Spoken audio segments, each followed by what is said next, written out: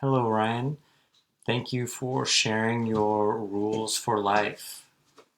First, seek the win win. Absolutely. I believe that synergy is a real possibility in most situations. It's very rarely win lose or zero sum. The extra effort is worth finding sustainable, mutually beneficial systems and solutions, especially with relationships. It's not an either or a scoreboard situation. That's just asking for trouble.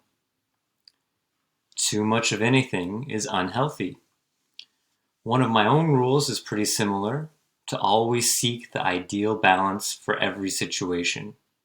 Find the equanimity and what the right amount is for something to work, but to still maintain an open mind enough to make an adjustment when necessary. Being an expert in one thing is great, but also try to be a jack of many trades.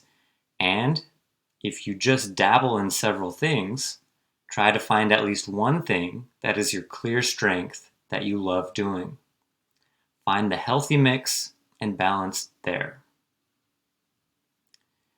Next, be an athlete and make an adjustment. It's really easy to get comfortable with our habits, routines, traditions, and lifestyle. But sometimes, to make an improvement, you've got to be willing to make a change to get better results. It's much easier said than done, but we're all guilty of thinking, why is this bad thing consistently happening in my life? Poor me. Without having even attempted a committed change, a real adjustment.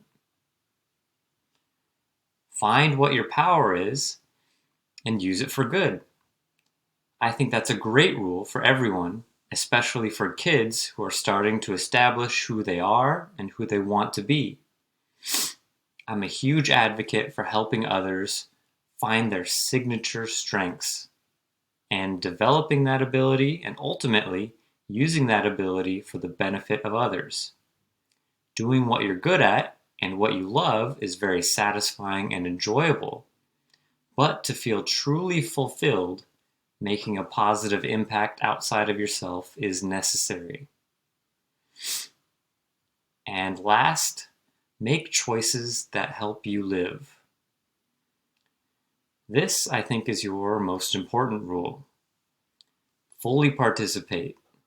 This is the one life we have. Take advantage of it.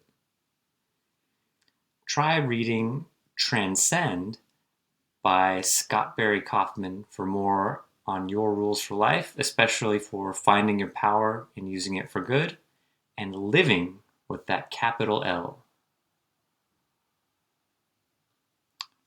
Okay, you asked, what is your favorite place that you have lived in or where you have traveled to, and why? Well, a favorite city or country is similar to a favorite person. Some people you want to spend your life with, some are great for weeks, and some maybe one day is plenty. Also, like people, you can like and appreciate different parts of a person because of their personality or background or hobbies. The same goes for enjoying the many different aspects of a certain country, like climate, food, culture, and entertainment. So please take my comments with a grain of salt, as choosing favorites is a nuanced task. So for me, my main criteria for a favorite place to go, specifically on a long vacation, would be 1. Nature. I like to walk and hike around a new place pretty thoroughly, so the scenery should be pleasant. And nature should be unique and abundant. 2. Culture. This one is pretty broad, but I want to know, will I be able to learn about the country's history? Am I interested in their culture? Are people friendly to interact with? 3. Food. Is this country known especially for its cuisine? Do they offer bold, unique, diverse foods and flavors? If I'm traveling, I want to taste something new, and hopefully I can bring that flavor back and incorporate it into some recipes back home. And 4, miscellaneous. These are very important considerations, but not in my top 3. That's cost and budget, transportation, weather, tourist sites, and also recommendations from other trusted humans. So one country that meets my main 3 criteria is Thailand. I spent about 10 days in Thailand, mostly in Chiang Mai in the north, Bangkok, the big city, and Krabi, a beach region. First, the nature is amazing because of the generally warm weather. There's a lot of green.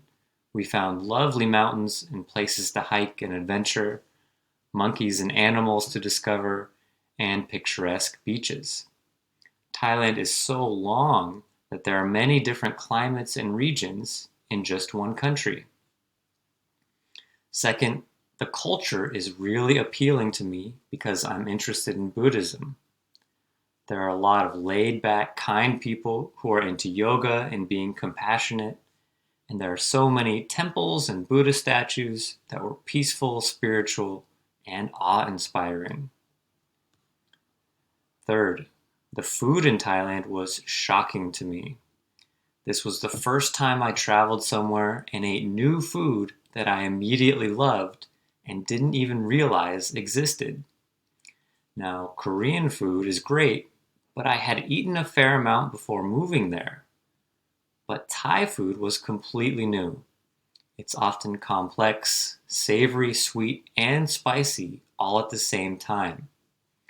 Of course, there's pad Thai, but also many types of rich curry, papaya salad, spicy soup, and even a simple dish of fried rice is just on another level. The cheap availability of super fresh fruit, especially mangoes, is game-changing. So, I wouldn't call myself a foodie, but the more I travel and the more I live with Ayong, good, diverse, fresh food is becoming a priority in my life, and it's a factor that could outright determine where I choose to spend my next vacation. So, Thailand, go there. I also really like Japan, Korea, Taiwan, Vietnam, Singapore, Guam, Georgia, and Mexico for several reasons. All right, in the future, one country of many where I haven't been but would like to go to is Spain. I believe you would like to go there as well. For one, I would feel comfortable in Spain because I hablar some Espanol, so that would be nice to be able to speak a bit of the language. Also, I haven't spent much time in Europe, just a few brief weeks, actually 1 week in Germany back in 2006, and also I've been to Georgia for about 4 months, but that part of the world is much different than Western Europe, I would imagine. So it would be appealing to see something new.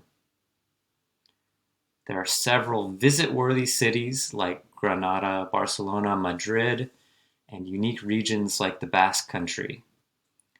There are a lot of Catholic historical landmarks like the Sagrada Familia, beaches like in San Sebastian, and I'm really drawn to the Camino de Santiago.